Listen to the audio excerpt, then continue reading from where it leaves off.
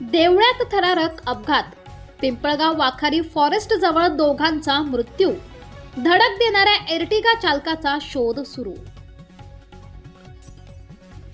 नाशिक जिल्ह्यातील देवळा तालुक्यात आज दिनांक 7 ऑगस्ट रोजी सायंकाळी सुमारे 6 वाजेच्या दरम्यान देवळा मालेगाव मार्गावरील पिंपळगाव वाखारी फॉरेस्ट परिसरात भीषण अपघात झालाय. या अपघातात कैलास पुंडलिक देवरे व देवीदास पांडुरंग ठाकरे दोघेही राहणार दैवड यांचा मृत्यू झाल्याची प्राथमिक माहिती समोर आली आहे. मिळालेल्या माहितीनुसार दोघेही धोबी घाट मार्गे देवळाकडे जात असताना समोरून आलेल्या एर्टिगा कारची जोरदार धडक बसली. धडक इतकी भीषण होती की दोघांचाही घटनास्थळीच मृत्यू झाल्याची माहिती मिळत आहे. अपघातानंतर एर्टिगा वाहनाचा चालक व त्यातील इतर व्यक्ती घटनास्थळी आढळून न आल्याने ते घटनास्थळावर निघून गेल्याची प्राथमिक माहिती आहे.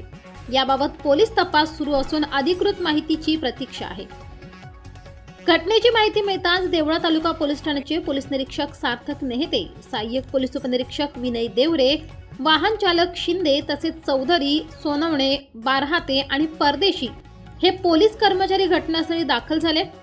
पंचनामा करून पुढील तपास सुरू करण्यात आला असून अपघाताचे नेमके कारण आणि एर्टिगा चालकाचा शोध सुरू आहे.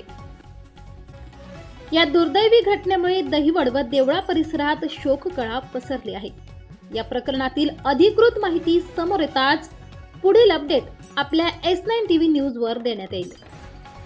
S9 TV न्यूज प्रतिनिधी शरद भाटेवाल, महालपाटणे.